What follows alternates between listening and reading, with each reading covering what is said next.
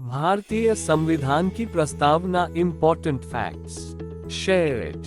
प्रस्तावना का परिचय। प्रस्तावना की शुरुआत करने वाला पहला संविधान अमेरिकी संविधान था। प्रस्तावना से तात्पर्य संविधान के परिचय अथवा भूमिका से है। एन पालकीवाला ने प्रस्तावना को संविधान का पहचान पत्र कहा है। भारतीय संविधान की प्रस्तावना पंडित नेहरू द्वारा पेश किए गए उद्देश्य प्रस्ताव पर आधारित है। 42वें संशोधन अधिनियम 1976 द्वारा संशोधित, जिसमें 3 शब्द समाजवादी, धर्मनिरपेक्ष, पंथनिरपेक्ष और अखंडता जोड़े गए। मुख्य शब्द संप्रभुता, समाजवादी, धर्मनिरपेक्ष, लोकतांत्रिक, गणतंत्र, न्याय, स्वतंत्रता, समानता और बंधुत्व। संविधान की प्रस्तावना पूरे संविधान के सार का प्रतीक है और यह किसी पुस्तक के परिचय की तरह है। यह उन उद्देश्यों की व्याख्या करता है जिनके साथ संविधान लिखा गया है और इसलिए संविधान को एक दिशानिर्देश प्रदान करता है। भारतीय संविधान की प्रस्तावना उद्देश्य संकल्प पर आधारित है, जिसे 13 दिसंबर 1946 को पंडित नेहरू द्वारा तैयार और स्थानांतरित किया गया था और 22 जनवरी 1947 को संविधान सभा द्वारा अपनाया गया था। प्रस्तावना न तो विधायिका की शक्ति का स्रोत है और न ही विधायिका की शक्तियों पर रोक। ये गैर न्यायसंगत है, अर्थात इसके प्रावधान कानून की अदालतों में लागू नहीं होते हैं। प्रस्तावना के घटक। संविधान के अधिकार का स्रोत। प्रस्तावना में कहा गया है कि संविधान भारत के लोगों से अपना अधिकार प्राप्त करता है। भारतीय राज्य की प्रकृति। ये भारत को एक संप्रभु, समाजवादी, धर्मनिरपेक्ष, लोकतांत्रिक और गणतांत्रिक राज्य घोषित करता है। संविधान के उद्देश्य। यह उद्देश्यों के रूप में न्याय, स्वतंत्रता, समानता और बंधुत्व को निर्दिष्ट करता है।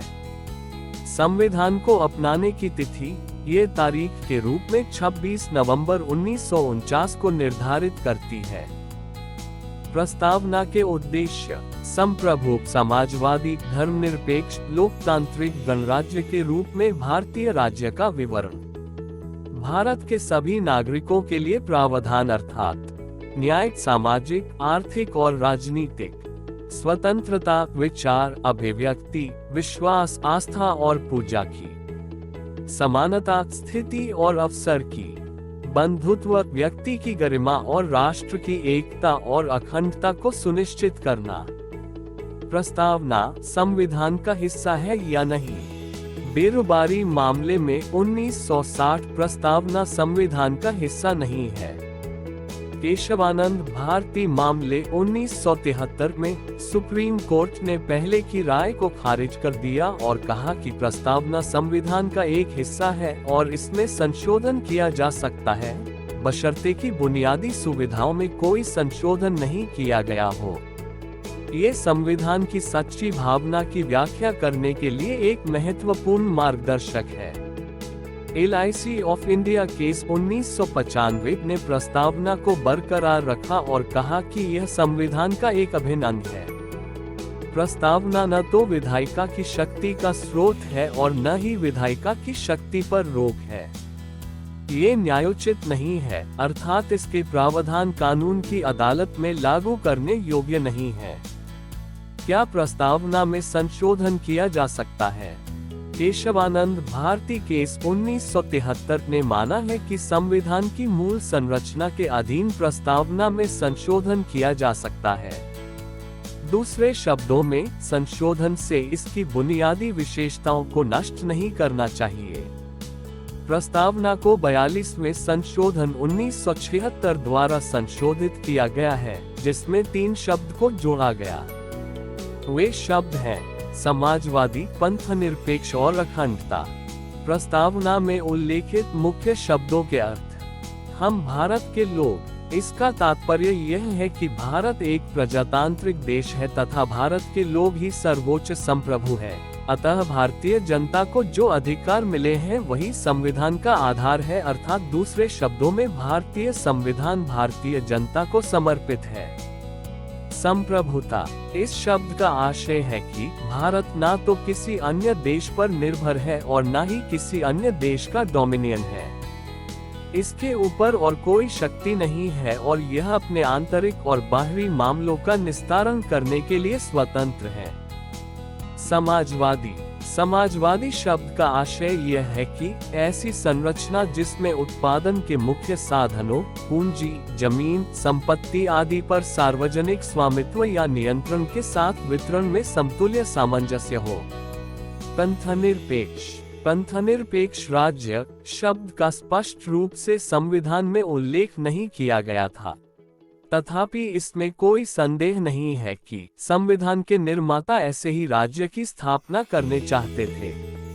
इसलिए संविधान में अनुच्छेद 25 से 28 धार्मिक स्वतंत्रता का अधिकार जोड़े गए। भारतीय संविधान में पंथनिरपेक्षता की सभी अवधारणाएं विद्यमान हैं। इसका मतलब यह नहीं है कि भारत गैर धार्मिक या अधार्मिक या धार्मिक विरोधी है, बल्कि यह है कि राज्य अपने आप में धार्मिक नहीं है और सर्वधर्म समभाव के सदियों पुराने भारतीय सिद्धांत का पालन करता है। इसका अर्थ ये भी है कि राज्य नागरिकों के साथ धर्म के आधार पर किसी भी प्रकार का भेदभाव नहीं करेगा। राज्य धर्म को किसी व्यक्ति का निजी मामला मानता है, जिसमें धर्म को मानने या न मानने का अधिकार भी शामिल है। लोकतांत्रिक संविधान की प्रस्तावना में लोकतांत्रिक शब्द का इस्तेमाल वृहद रूप से किया है, जिसमें न केवल राजनीतिक लोकतंत्र बल्कि सामाजिक व आर्थिक लोकतंत्र को भी शामिल किया गया है। वयस्क मताधिकार, सामाजिक चुनाव, कानून की सर्वोच्चता, न्यायपालिका की स्वतंत्रता, भेदभाव का अभाव भारतीय राजव्यवस्था के लोकतांत्रिक लक्षण के स्वरूप है। गणतंत्र प्रस्तावना में गणराज्य शब्द का उपयोग इस विषय पर प्रकाश डालता है कि राज्य का मुखिया एक निर्वाचित प्रतिनिधि प्रत्यक्ष या अप्रत्यक्ष रूप से होता है, न कि वंशानुगत सम्राट। दो प्रकार की लोकतांत्रिक व्यवस्थाओं, वंशागत लोकतंत्र तथा लोकतंत्रीय गणतंत्र में से भारतीय संविधान के अंतर्गत लोकतंत्रीय गणतंत्र को अपनाया गया है। गणतंत्र में राज्य प्रमुख हमेशा प्रत्यक्ष अथवा अप्रत्यक्ष रूप से एक निश्चित समय के लिए चुनकर आता है। गणतंत्र के अर्थ में दो और बातें शामिल हैं। पहली यह कि राजनीतिक संप्रभुता किसी एक व्यक्ति जैसे राजा के हाथ में होने के बजाय लोगों के हाथ में होती है। दूसरी यह कि किसी भी विशेषाधिकार प्राप्त वर्ग की अनुपस्थिति। इसलिए हर सार्वजनिक कार्यालय बगैर किसी भेदभाव के प्रत्येक नागरिक के लिए खुला होगा। न्याय का भारतीय संविधान की प्रस्तावना में उल्लेख है, जिसे तीन भिन्न रूपों में देखा जा सकता है: सामाजिक न्याय, राजनीतिक न्याय व आर्थिक न्याय, जिसे रूसी क्रांति 1917 से लिया गया है। सामाजिक न्याय से अभिप्राय है कि मानव के बीच जाति, वर्ण के आधार पर भेदभाव न माना जाए और प्रत्येक नागरिक को उन्नति के समुचित अवसर सुलभ हो। आर्थिक न्याय का अर्थ है कि उत्पादन एवं वितरण के साधनों का न्यायोचित वितरण हो और धन संपदा का केवल कुछ ही हाथों में केंद्रीकृत न हो जाए। राजनीतिक न्याय का अभिप्राय है कि राज्य के अंतर्गत समस्त नागरिकों को समान रूप से नागरिक और राजनीतिक अधिकार प्राप्त हो, चाहे वह राजनीतिक दफ्तरों में प्रवेश की बात हो अथवा अपनी बात सरकार तक पहुंचाने का अधिकार। स्वतंत्रता, यहाँ स्वतंत्रता का तात्पर्य नागरिक स्वतंत्रता से है। स्वतंत्रता के अधिकार का इस्तेमाल संविधान में लिखी सीमाओं के भीतर ही किया जा सकता है। ये व्यक्ति के विकास के लिए अवसर प्रदान करता है।